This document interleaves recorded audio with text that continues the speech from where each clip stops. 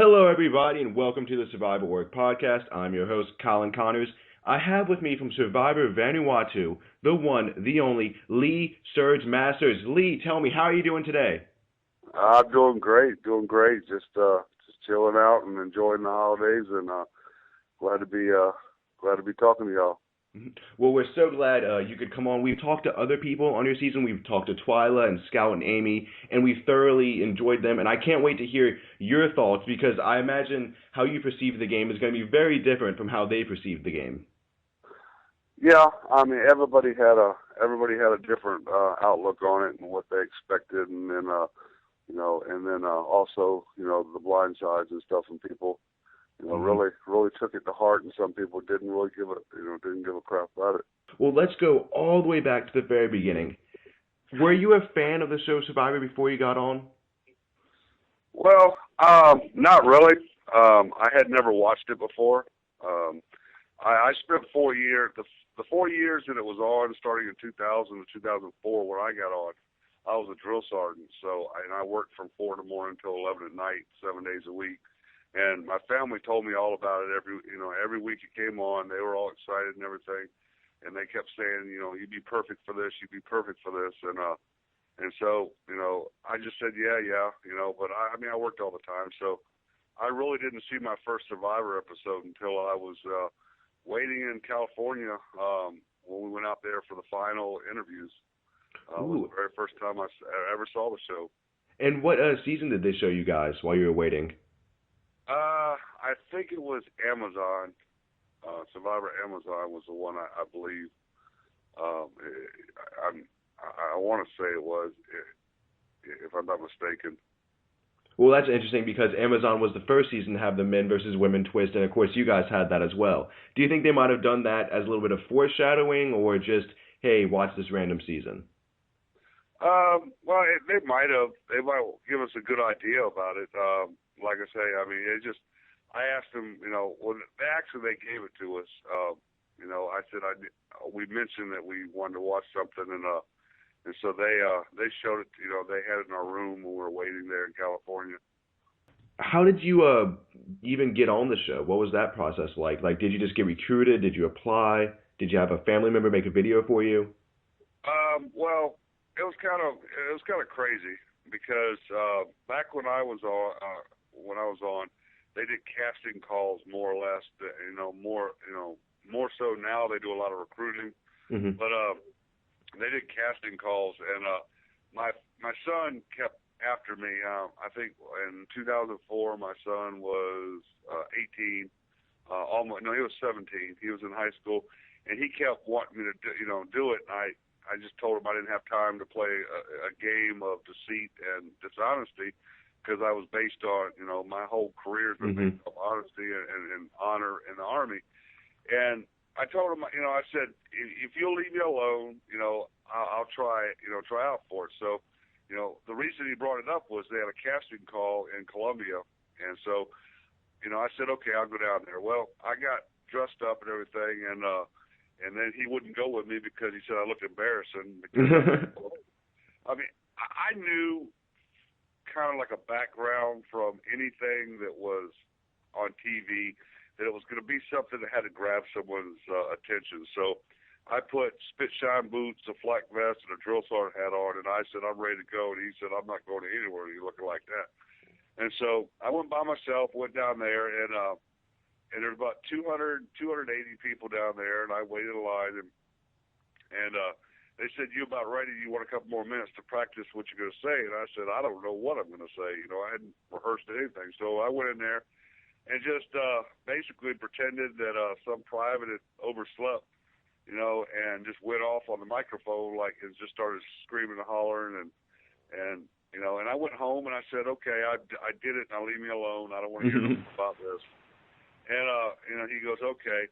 So about a week and a half, 2 weeks later, I get this phone call that, this lady's telling me she's with SEG, and that they want me to come to another interview. Well, there was about 64,000 tapes that were made for my season, and they narrowed it down to about 800. And so 800 people around the the nation were assembled at different places, and I went to Charlotte, North Carolina, and still at this point it's still on your own dime. So I had to drive. I drove 100 miles to Charlotte and went up there, and all they wanted to do was know if I could yell again, and I just kind of laughed at them. Because I mean, being in the Army, it was, it's not all about yelling. It's about pride and discipline, but all they heard was yelling from a drill sergeant. I mean, it was like a flashback from Full Metal Jacket, and Private Joker. And so I went in there, I yelled again, and I went home, and I said, okay, I did it again. And then, about 2 weeks later, I get another phone call and said we've narrowed it down to 50 people, and they want me to go out to L.A. for final interviews and psychological tests and stuff. And I said, oh, shit. And my family was all excited, so I went out there and did the interviews and what have you, and basically I was told we'll let you know, and so I found out later that I would say everybody except for two people were told in LA that they were on the show, but I wasn't, so I didn't know that till later. But I got home and I got a phone call that said we'll let you know, but we decided you weren't ready for the season. And I said, okay. And so I went about my business, and everybody else, I guess, was preparing, for the show. And sometime around the second week of May, I don't know if y'all remember, but there was a girl in Denver that had a party, and the newspapers got wind of it, that she was going to be on Survivor, and she was having a going-away party and with her friends, and it got in the newspapers, and she got yanked from the show. And so I got a phone call from Lynn Spillman, who's the casting director, and said, they call everybody by your initials, when you're going through the whole process. They never use your name out one time, and to make sure no one's taping anything. So they said, LM. I said, yeah. And they said, welcome to the Survivor family. You're going to Vanuatu. And I just said, cool. She said, you so excited? And I said, yeah, I'm real excited. And she goes, you don't sound excited. I said, well, this is my excited sound, I was still real skeptical and, about it, because, I mean, the whole idea, from like Big Brother, Temptation Island, all these shows, there's catches to everything. So I was real skeptical. And I went home and looked at my family, and they're all crouched in the living room when I walk in the door, because supposedly I found out later that Lynn had called my house and said that I was at work. So they knew that I had got a phone call. And I walked in the house, and I walked around the corner, and they're in the living room, and they're all crouched down like you're looking at a Christmas tree. And they're like, did you get a phone call? I said, yeah. And I said, they said, who was it? And I said, I think you know who it was. And then they just started dancing around the living room like Christmas morning, like, Daddy's on Survivor, Daddy's on Survivor. So they were more excited than you were. Oh yeah. My family, my son Chris and my wife were, they're like, avid Survivor fans, and we're still, to this day, we're ready for it in 2 hours, and we'll watch it. And they were more excited. I was just more skeptical because, being in the military, I've dealt with so many different personalities and stuff, and I just finished 4 years as a drill sergeant and training soldiers, and so I had an open mind about it, but that's basically how I wound up on there. And then I found out later I wasn't supposed to be on there.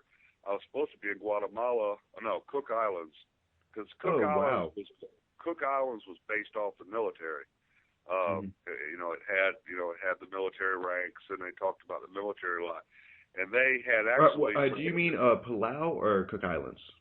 Palau, which was the season following Vanuatu. It was Cook Islands. It was Cook Islands. They told me. They said I was good. They had really kind of looked at me, because they told me they were thinking 2 or 3 seasons down the road, they already knew where they were going to be, different places, and they said that I'd be perfect for Cook Islands for their military theme. But at the last minute, they threw me in there. Well, do you think that you would have had the same amount of notice as everyone else, that you would have trained more physically, or what would you have done if you would have been given the same window that everyone else had gotten for your season? Well, I don't think I would have done anything different or had any less time. I mean, I had 3 weeks.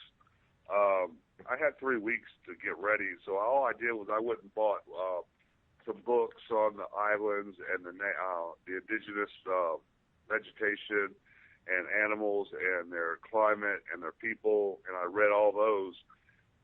But see, I'd already been. I mean, I've been to survival training on different occasions, and spent time in the jungle and having to live off the land.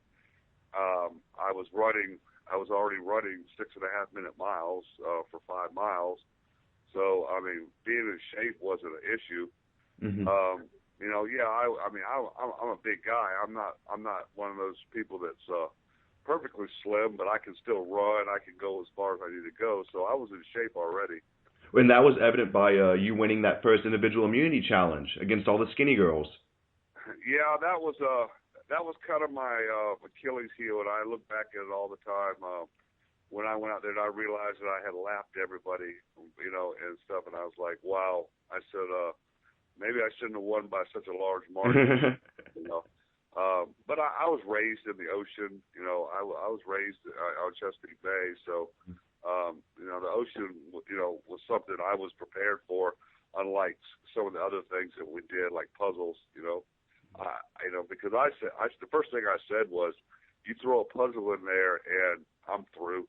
And actually, my family that night when they watched it on the TV, they said, "Oh my God, Dad's not gonna do too good at this one."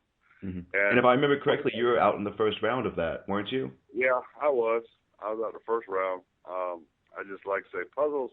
I don't play puzzles. I don't play games. I don't play video. I don't play any kind of games really, except for sports. Mm-hmm. But so but it didn't bother me. But I kind of I knew I was in trouble after that. So I want to go all the way back to you first getting on that beach.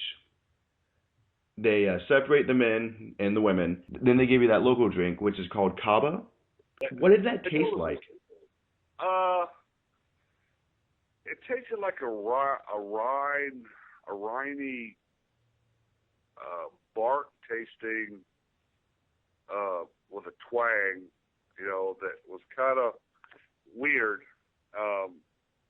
It had a barky taste to it, and it was real weird, and it made your head spin a little bit. It kind of gave you a rush, and then later I found out how you make it, which kind of grossed me out, because they actually make it by people chewing on these kava roots and then spitting in a bowl, and then you drink it. And so I was like, ugh. I'm glad they told me after I drank it. But it was kind of weird because we were sitting on the logs and the girls were sitting on the ground, and I was like, okay, this is real weird. You could tell the dominant, you could tell the gene dominance in this tribe. That the women were not treated equally. So, and of course, Amy, and later, Amy and Scout let us know that them being lesbians, that they didn't like that we were placed above them, which was kind of funny later. But yeah, it was weird. I mean, real weird. And I had, and they killed the pig and stuff, and I was like, it just, the whole thing was crazy. Yeah, what was going through your head during all that? Because, I mean, you thought you were going to go play Survivor, and you witnessed, how long was that ritual, and what was going through your head? Because that must have, did it intimidate you, or? No, it didn't intimidate me. Actually, I thought it was pretty cool, as far as them slaughtering a pig, and then they rubbed the blood on our faces, and, like warriors and stuff. I thought we were going to get to eat, but we didn't, and which was a bummer. And then they talked about the ceremony of the rock and everything, and how pay homage to the rock and have to climb up, and then Brady climbs up there and yanks it down in one try. And so, I mean, we were pretty good high at that point. Things were rolling pretty good, and they said we're male and female, and right then I knew that it was going to be a strange season. putting male and female together. Because, I think, like I say, they had done it in, I think, Australia, and, it was the first time they did it, and that was only the second time.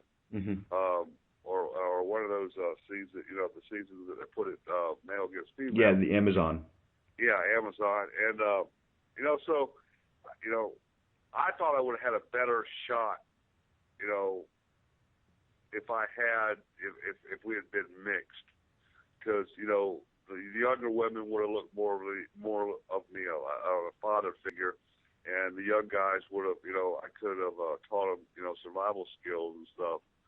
But, but also, I mean, my demise was also I saved Chris, So, I look back, saving Chris might have been my mistake, and it put a target on us, and he wound up winning. So, you don't know. But, the ceremony lasted about an hour and 20 minutes. So, it was pretty cool. Like I say, but it did start raining as soon as we took that rock off, and it didn't stop, till till we found our camp. So it was kind of crazy.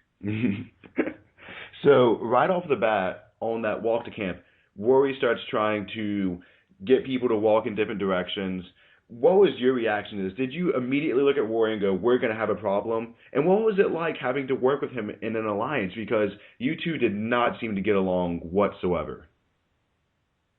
Well, you talking about Rory? Yes, sir. Yeah, well, the walk there wasn't bad, okay? Because, it was pretty simple instructions that we would just walk. And a lot of them kept thinking we missed it. And I said, no, it's going to be a lot farther than this, so we kept walking. But no one really talked. No one really even talked, so I didn't place a value on anybody on the walk there. I noticed the age groups. I made mental notes of the age groups. I made mental notes of who was walking side by side and stuff.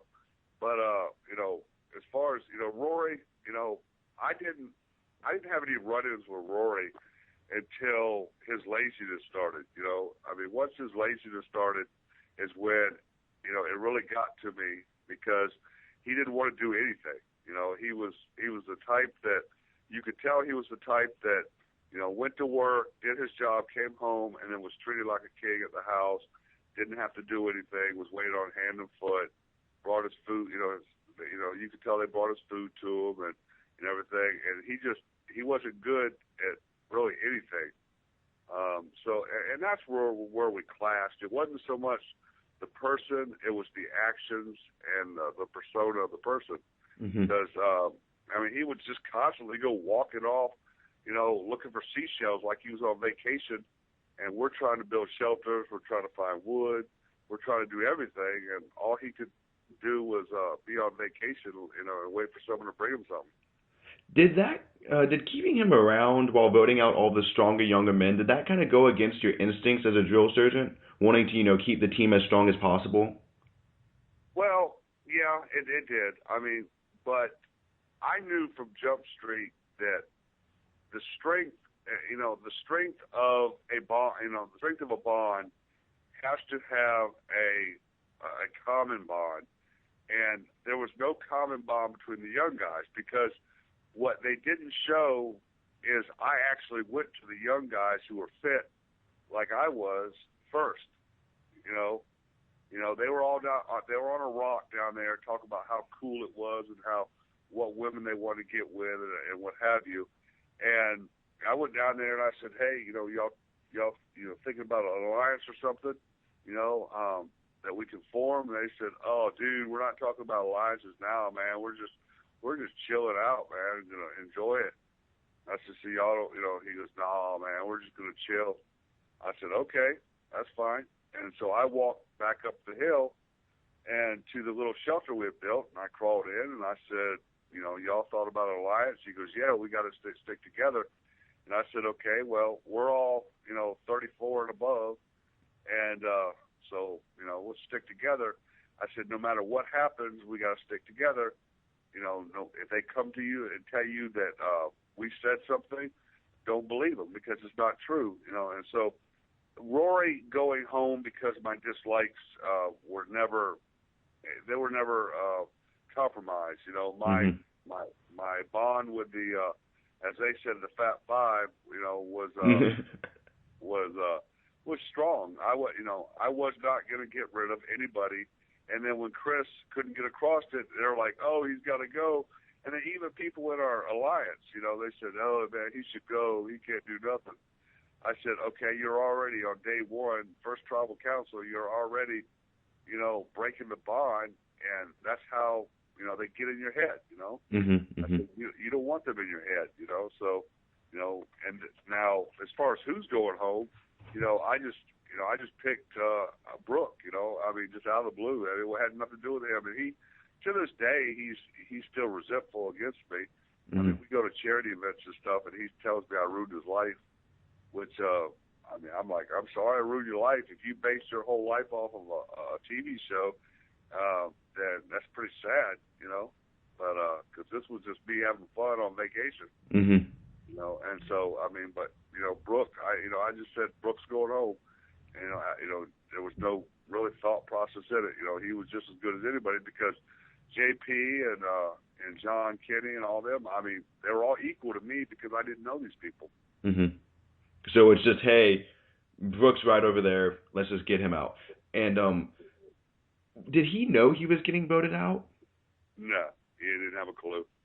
I told the young guys that Chris was going home, and it was 5-4, so there was no, there was no contemplation. I told the young guys Chris was going home, and everybody else knew that Brooke was going home.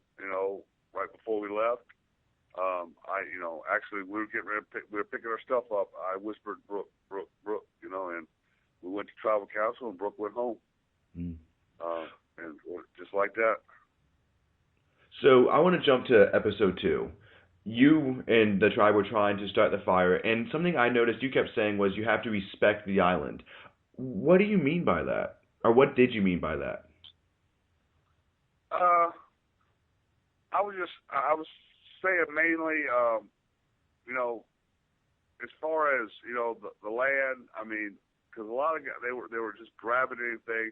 They were ripping up stuff. And karma, and a lot of these islands are based off of faith and stuff, and I read a lot in the books about, things, that the people, good things happen to these people when they pay homage to where they live in the islands, because Vanuatu with 88 islands, or 83 islands, and these people are so in tune with their country and their culture and stuff. So, and people are going around just tearing down, things, and I just told people that, we have to respect things. We can't, if we're not going to eat something, let's not tear it down. Or if we're not going to do, if we're not going to use something, let's just not tear it down just to be wasteful, because it was more of a, I'm here, we're on TV, I don't care what I do, and I just said, let's stop and make sure that we don't just come here and tear things down, just for the purpose of entertainment of people on TV. Were you really in charge of that, of the Fat Five? Because that was the edit you've gotten, and oftentimes I find that, it was more of a democracy, or was it just straight you kind of told everyone what to do and they just kind of went along with it? Or what was the dynamics of the Fat Five like? Bubba came to me and he said, I said I was in the military, and they said, Sarge, you mind if I call you Sarge? And I said, not really. It's fine. He didn't realize that in the military that's an insult, because a Sarge is a shit-eating fish that lives at the bottom of the ocean, and so I look at privates and say, do I look like I eat a bunch of crap on the bottom of the ocean? But I said, no, it's cool. You can call me that. And I had a lot of ideas on how to survive, and I made a water filtration system out of charcoal, rock, and sand. I explained to them how things work, as far as teamwork and stuff. And I would explain to them. And so they would come to me and ask me, and I didn't really bark orders. Some people think I did, but in my opinion, I gave options to do, and people liked the options I gave them. And so they started asking me, even the young guys would say, "What do you want me to do, Sarge? What do you want me to do?" And I'd say, "Well, we need water, and because we had to boil our water, and it had to cool off, and people would just suck down the water and not think about it, and I was trying to explain to them how to survive, in the jungle. And so it was more of they came to me because I had a lot of knowledge of survival skills since I spent a good many days and weeks and months, surviving, at different schools and aspects of the military in the jungle, You said you watched the newer seasons of Survivor. You've probably noticed that Jeff Probst seems to have some contestants that he likes more than others, and typically they're kind of like the Malcolms or the Boston Robs. He typically likes the younger, more athletic guys like Ozzy. Did he ever seem irritated at the fact that you guys were voting out the young, fit guys? At Tribal Council, did he ever, kind of lambast you guys for voting out the younger, fit guys or anything like that? Well, he started with, I think right around my season, he started with, chastising, different aspects of the vote. Because he said, you've completely dumbfounded me. You're voting out the youngest guys, but yet you're still losing. And I explained to him, that it didn't matter about their attributes, okay, or their abilities. I said, we have a bond and we're going to stick to it. And so, and he got agitated a little bit, but he also, he got agitated with me, because the first time he talked to me, he said something to me, and it wasn't on camera, and, I don't know if you can use profanity on here or not. Oh, yes, you can. And, he said, he turned around, I was talking, and he said, Sarge, shut the fuck up. And that was like the first thing he said to me at our first tribal council. And I turned around and looked at him. I said, who the fuck do you think you're talking to? Evidently, I said, you're confused. I said, you don't even know me, and you sit there telling me to shut up. And so, he's arrogant as could be. He thinks that his jokes are funny, and everybody laughs at him because he's Jeff Probst. And, and we became, good acquaintances, and we laughed a lot. And, of course, my season was where he hooked up with Julie. So, he came to my season was the first time he came to party at the Ponderosa. And he showed up, usually we don't see him at challenges too much, behind the scenes, but he would show up, just to see Julie and Dolly, because he looked like he was shining on Dolly in the beginning, but I think she blew him off. Oh. And it looked like she blew him off, but so he kind of zoned in on Julie, and then they started dating and then when she got voted off, I think 2 people after me, or because I think Leanne got voted off right after me, and then it was Julie, and then after that point, Jeff was at our Ponderosa every night, hanging all over and stuff. So it was kind of funny. So like I say, it was but every season I've seen since then, if things don't go the way he likes, he makes these comments like, well, don't you think you're making a mistake? Well, you need to rethink things because your gut's not getting any bigger. And, bottom line is people in the game have a mindset how they're going to play. And doesn't matter what Jeff says, they're going to play it. He has I've never seen him have any influence on anybody's vote.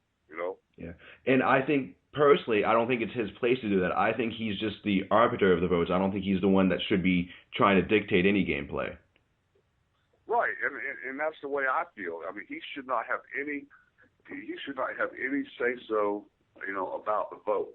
Because, I mean, bottom line is, he comes out, he reads the vote. The only thing he does is he rearranges the votes so they come out looking like, he wants them to look. Mm-hmm. Because, I mean, he walks away to go count the votes, and he comes back like 2 seconds later. Well, it's actually 45 minutes sometimes. Mm-hmm. Yeah, I've heard so, he goes to the producers and they talk about the correct way to show the votes for the most amount of suspense.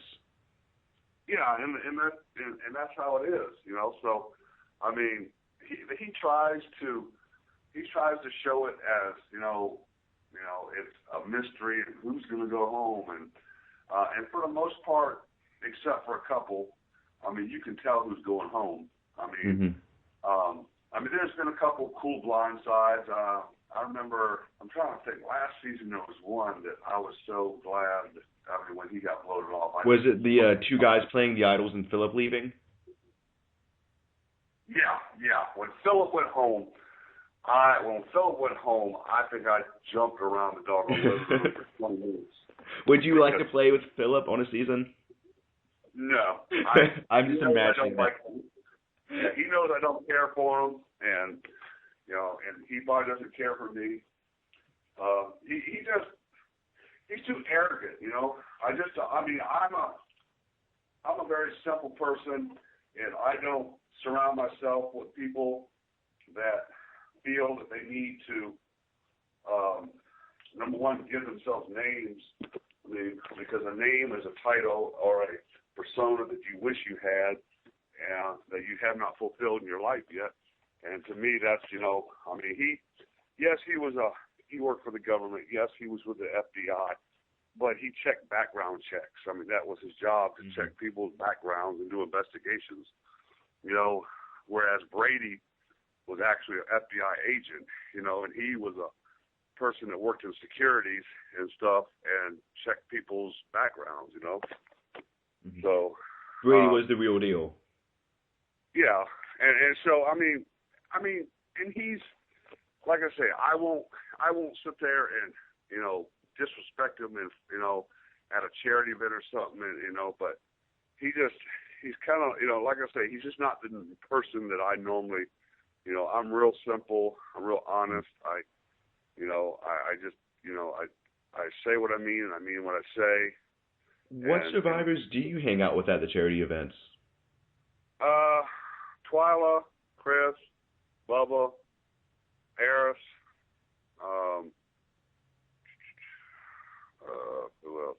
Julie, Amy, Eliza, Chad. Those are the people that I stay in contact with. Mm-hmm. That that I talk to. And we're on Facebook together. We text back and forth and stuff like that. But a lot of them, number one, drink a lot. I don't drink a lot. I drink 6-7 times a year maybe, and so four beers and I'm done. I'm ready to go to bed. A lot of them stay up late and party. I don't do that. And stuff. So. I mean, their lifestyles and mine are a lot different. Even though I'm retired, I did my 23 years in the Army, but I still work for the government, so I still get up at 4:30 in the morning and go to work. Mm-hmm. So I mean, it's just our lifestyles are different. So a lot of people, friends of mine, they wanted me to go out to L.A. and get in the movie scene, the TV scene. They said, hey, we can hook you up.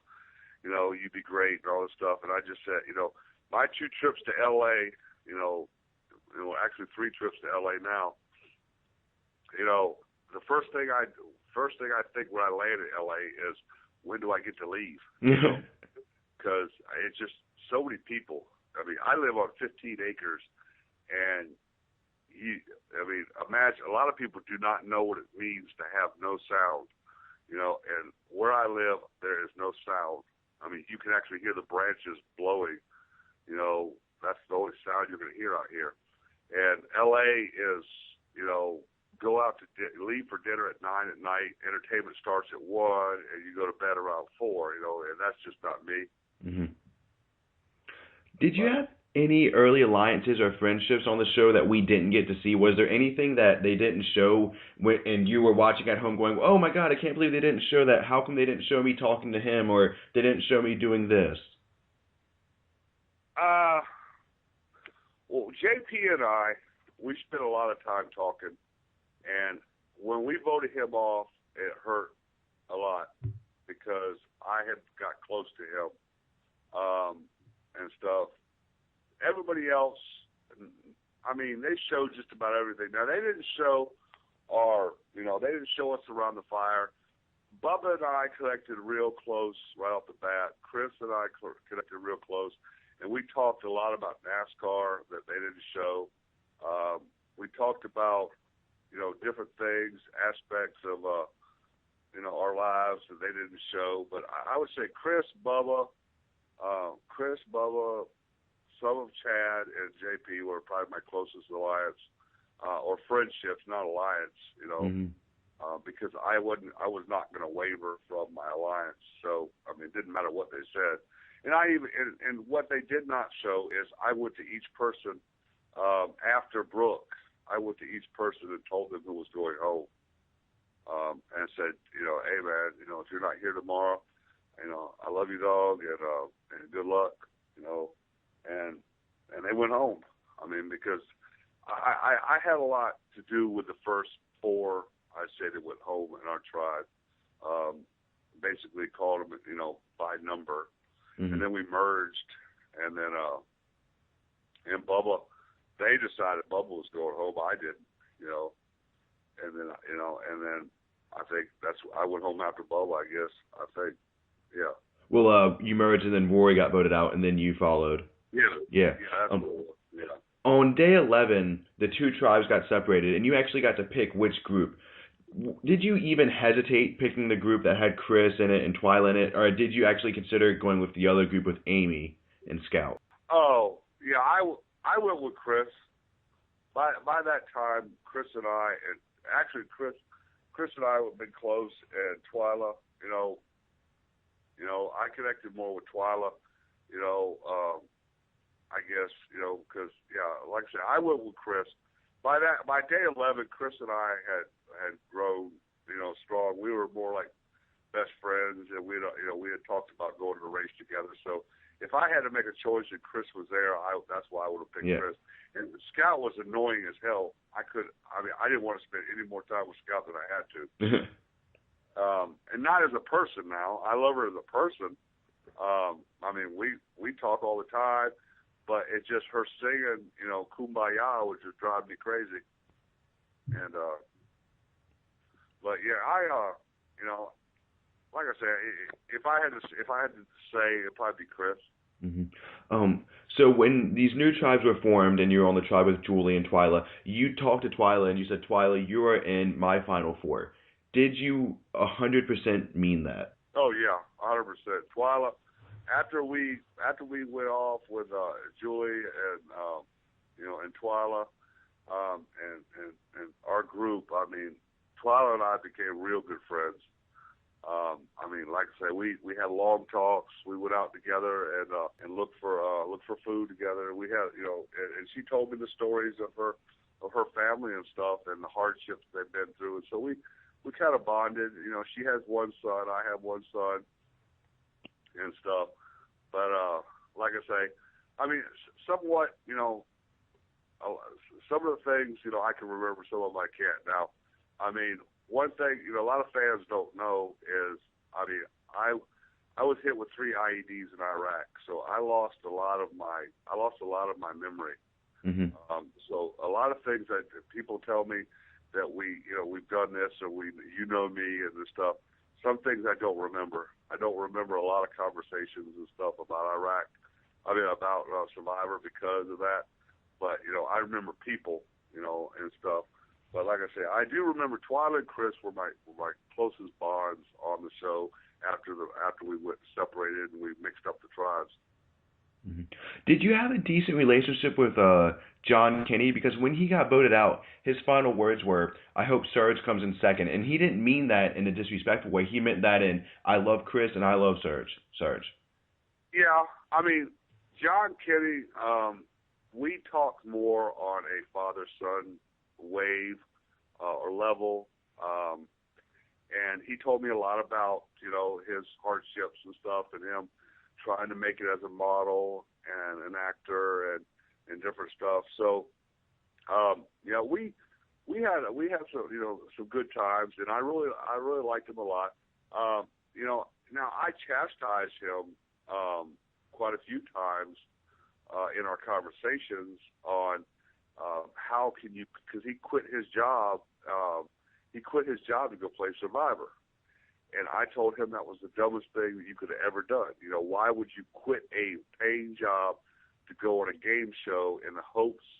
And he said, this is my chance. And I said, you never base chance on of your life on games. You base your life off concrete things, And so, I got on him a couple of times pretty hard.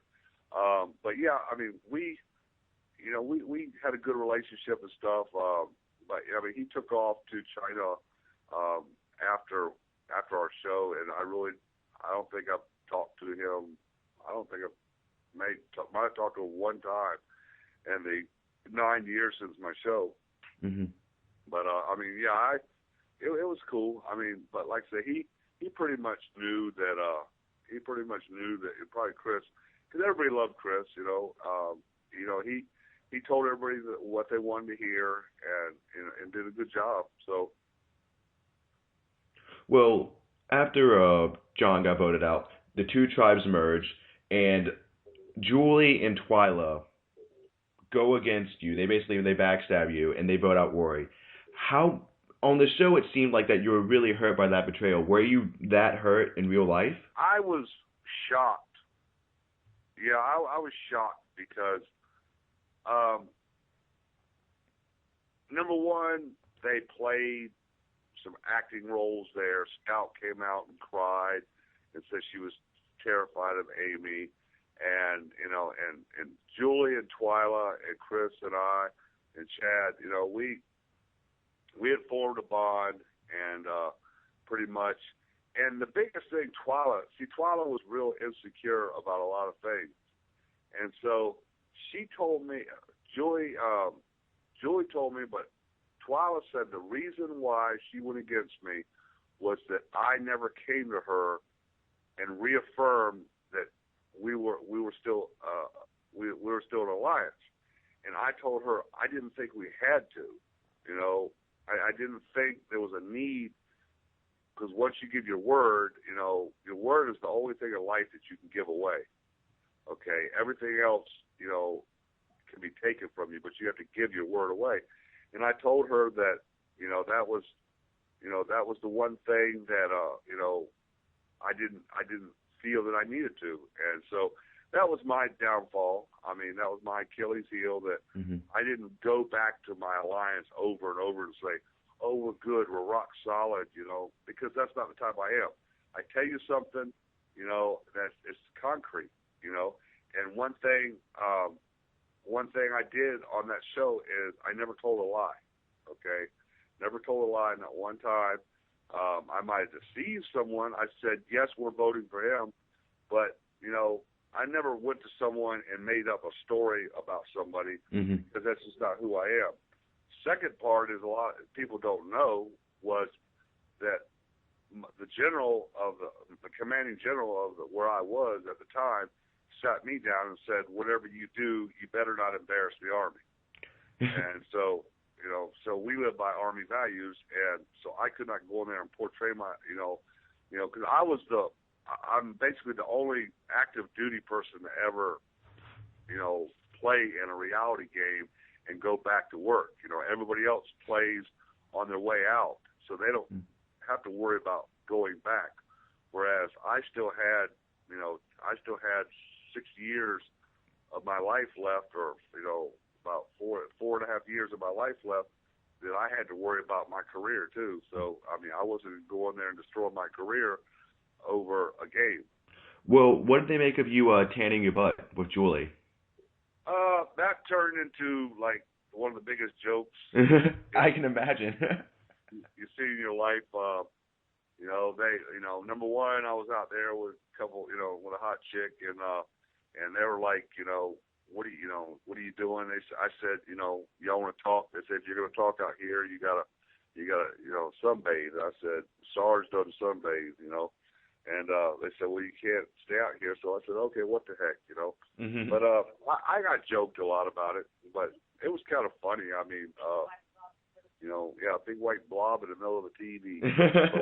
What was that Chris said? He was like, oh my God, Sarge, what were you doing? And I remember when I first saw it way back when I was in elementary school, that was something I actually still remembered from your season before I rewatched it for this interview. Yeah, I think he got out there, he goes, Sarge, what are you doing? And I said, I'm sunbathing. And they said, oh my God, and I'm like, just laughed, and we laughed about it hard, It was comical. Mm-hmm. But it was something. It was funny. I mean, I would not have exposed myself, on a TV show like that, unless they were going to guarantee me $1 million. But it was comical. I mean, it was just one of those sporadic moment things you do. It's good to see that you guys did have fun out there, and that even though the show's edited to be heavily everyone's lying and manipulating, there are moments where everyone does seem to just be getting along as having a good time. Well, they make it out like, they make it out like everybody's getting along and everybody's having a good time, but they also, if you knew what was said on the show and the chronological order it was said, they actually make things out like we're saying something to someone in front of us, but that person wasn't there when we said it. Mm-hmm. Okay? So if I said something like, I wish people would just, get up and do something, they might have played that off at 2 days later when people were arguing with each other, and all of a sudden I just said, I wish people would just get up and do something and make it out like I was against the group, and it wasn't even a connecting conversation. It was something from the other day that I said, and they made it out like I was saying it to somebody else. The girls came back from a reward challenge with chicken bones, or chicken wings, and they gave all the girls chicken wings. And then when you and Chris and Chad came back onto the beach, they go, "Oh my God, we have bones for you." And of course, you and Chris and Chad were like, "Oh my God, we're eating bones." Were you upset when you found out that they actually had wings for the girls? Upset, no. Irritated, yes. I said, I cannot believe y'all did that. But then I said, yes, I can believe y'all did that, because y'all are a bunch of women and y'all band together and give us the scraps. And I said, that's usually what women do in life to guys, they give them the scraps. So I was irritated but not mad. I didn't get mad about anything on that show. I mean, nothing upset me to the point where I was mad except for Rory being lazy, But yeah, I mean, there's nothing they could have done, just like when they came, when the producers come to you and they ask you these questions, you're sitting off by yourself and doing your interviews by yourself, and you hear people talking. They throw open-ended questions at you, and they're like, "Aren't you mad? Aren't you going to get upset? Don't you want to retaliate?" And I'm like, "No, not really. I mean, it is what it is. You make your bed and you lie in it, and stuff." So. No, I did enjoy sucking on the bones because it was about the only protein that I had tasted in like 2.5 weeks. It was better than a chocolate cake, right? Oh yeah. I mean, I still don't, to this day, I don't eat chocolate cake. I do not care for chocolate cake at all. Made me sick to my stomach. You lose that puzzle immunity challenge. Did you know that you were going to be voted out? I mean, Amy came to me and told me that I was going home. And what was your relationship like with Amy? It was funny because we made, like I say, I mean, and TV is for family, okay? But we made a lot of innuendos. She would joke around with me that we both loved women. Mhm. and and it just she would always make these little comments and stuff like, what will we do with her and all this stuff, and I mean we joked a lot around, and we had a great relationship, um, and I didn't know she was. At first, they played her off to be this evil witch, and I was like, I can't believe she's intimidating all these people. But later, I found out that it wasn't like that. That there was a scout lying to me, and but we had a great relationship. I mean, we would get up in the hut, and we get warm, and we talk, we laugh, and we talk about different things, and how how things were. But I mean, she respected me. I mean, they all respected me for my service in the military, because they'd always constantly tell me, "Thank you for your service" and all this stuff. And I told them, I said, "Well, it's a job just like anybody does. It's just a job that I chose." And so, I mean, it was a real good relationship, and we still see each other and talk, and she still tells me I love you to death and all this stuff. And I can call her anytime I want and talk to her, and she's doing real well. Mhm. Well, let's jump ahead a little bit. So you get voted out, and you mentioned earlier that Probst was actually around Ponderosa a lot because of Julie. What was Ponderosa like? What was the atmosphere like? Because now we have behind the scenes, and sometimes we see Ponderosa can be like all catty and people fighting. What was your Ponderosa like? Well, ours was, number one, it was a dive resort. Okay, that people paid like $8,000, $10,000 a week to go to. So for us, when I got voted off, okay, I was the first person in the jury, so there was nobody there when I got there. Everybody else had been flown to Australia, to some place in Australia where they partied until the end of the show. And so, I mean, for me, by myself for 2 days, 2.5, 3 days, I went through dive school, Patty dive school, which Mark Burnett paid for all of us to go to dive school while we were in the Ponderosa. And then as people got voted off, Leanne showed up, Julie showed up, and all this stuff, and we just started, bonding and inventing drinks and stuff. And Hmm.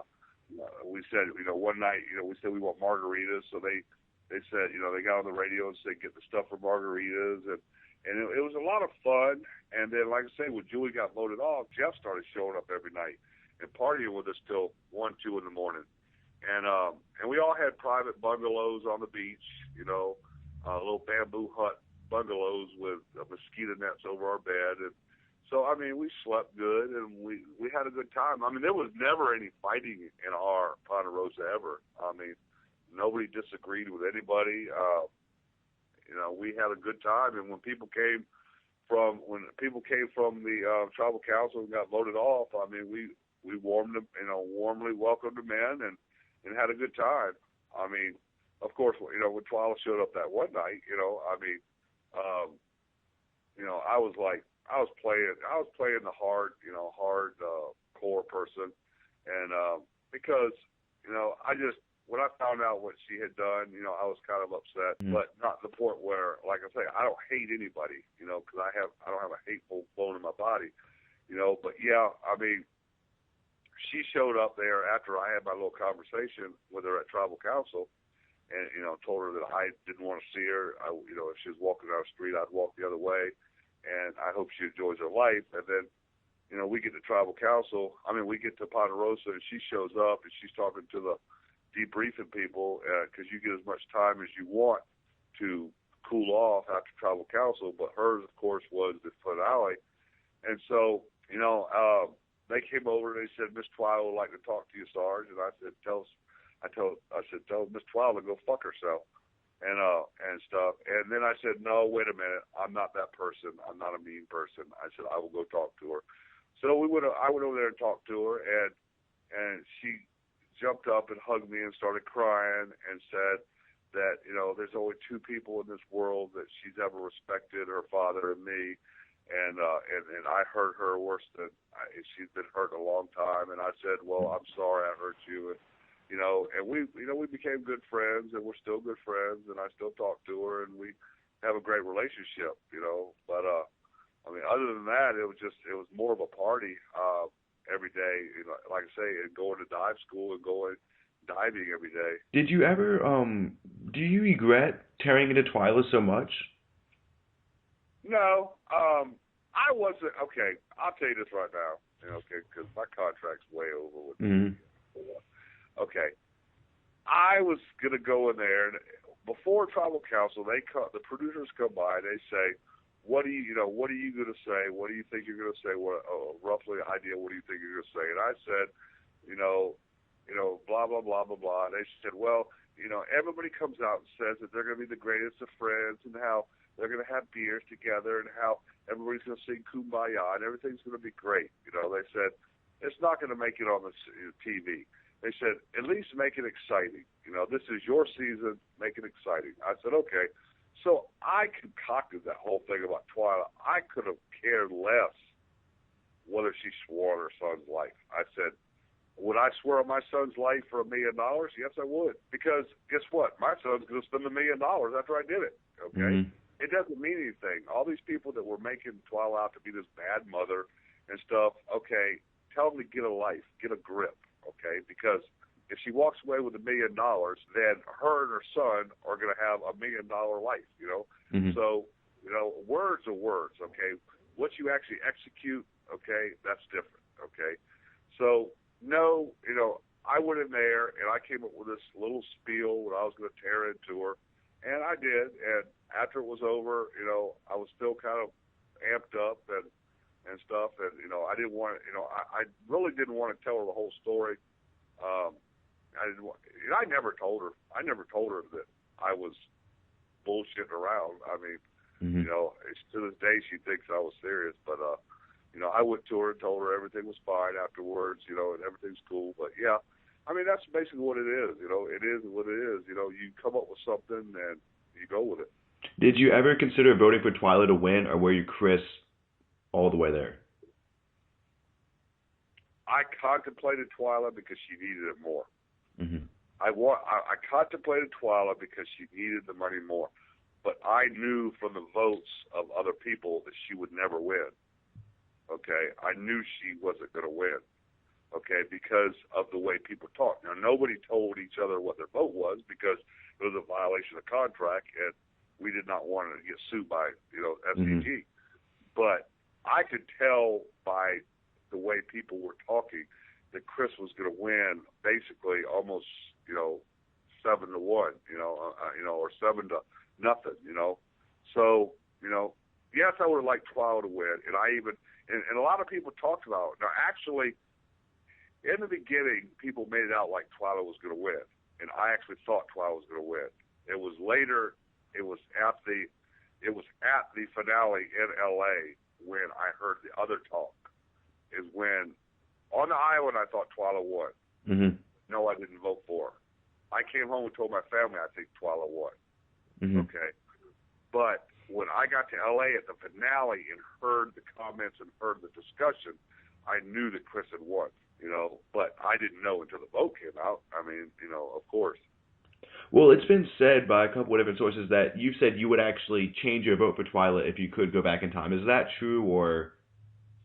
Yeah, I would, because of what Chris did. I mean, Chris clearly told her the winner buys the other one a Harley. Mm-hmm. It was $25,000. Good God, get a life, okay? Have some honor. The game's over. You have $1 million in the bank. Hold up to your word. Something you said and sincere, and being sincere with each other. I was pissed off about that, okay? Because, I mean, yeah, Chris is arrogant, okay, and that's fine. He's fun to be around. Would we probably be best friends here? Probably not, because, we have different personalities, okay?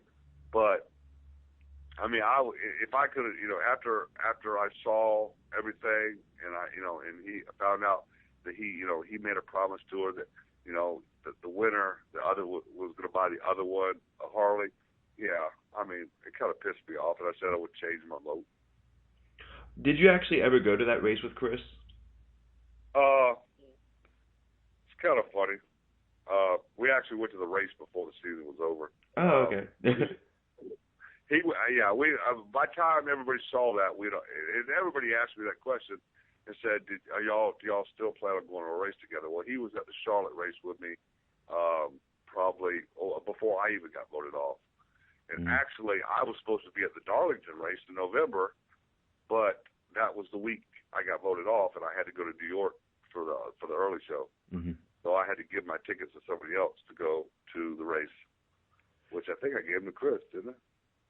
I don't know. Yeah, I gave my tickets to Chris and Lori to go to that race because I couldn't go. So it was, we went to a race, and we went to a couple other races after that. Went to Bristol and, Charlotte, Darlington again. But we've kind of faded apart more or less now. I mean, we really, he doesn't really go to races anymore. So, I mean, once in a while, I'll hear that he's going to a race, and I might not even see him at it because he's got his life, I got mine. Mm-hmm. Would you ever go back if they asked you? Yeah, I would. I would go back. I mean, they asked me once before, but I couldn't go. Oh, can you give me some details about that? They wanted me to do fans versus favorites in 2007, and I was in Iraq, and it went all the way up the chain, and General Nixon, the 25th ID commander, two-star general, said no because of my job over there. I couldn't be replaced, and they had no one that could replace me because of what I did over there. So, but yeah, I would go back. I mean, it would be fun. I mean, that living style is fun to me. I mean, it's a challenge. Now, it's a lot different now. Hell, they give them stuff to eat. I mean, it's almost like the Hilton. They should call it Survivor Hilton now. I mean, because compared to when I was on, I eat maybe 2 ounces of food a day, or twice a day I ate maybe 2 ounces of food, that you could hold in your palm of your hand, and I lost 35 pounds. Now people come off Survivor gaining weight. Well, it's interesting because you're not the first old school player to say that, and even as we're watching this current season, you notice that every other day it's here's a bunch of fishing supplies, here's a bunch of cupcakes, here's a hot dog feast. Yeah, here's a guitar so you can sing Kumbaya. Yeah. What did you make of Simhar last season? He was the military guy. I'm trying. He upset me very badly because he didn't represent himself. He called himself a Marine, but everything about him did not spell Marine. Okay, I know a lot of Marines. It's spelled someone that did about 5 to 6 years. It was put out on dishonorable discharge for insubordination, or someone that didn't follow orders very well, or couldn't adapt to the Marine way of life. So I really wasn't a big fan of him. I haven't talked to him at any charity events, but he reminded me of someone that got put out of the military for actions not becoming of a Marine. Mm-hmm. So, I mean, I really don't have too much of an opinion of him. I don't think he played a very good game. I think he pissed everybody off, and there's certain times to piss people off and certain times not to, and he seemed to piss them all the time, but wasn't supposed to, So, but, like I say, I mean, the last season we were going through, last season, I didn't get to watch, I had to watch it all on DVR, so, it's like I caught it here and there, because of my, my job and stuff. It was real hectic. All right, well, thank you so much again for coming on. All right, y'all have a good one. Okay, bye.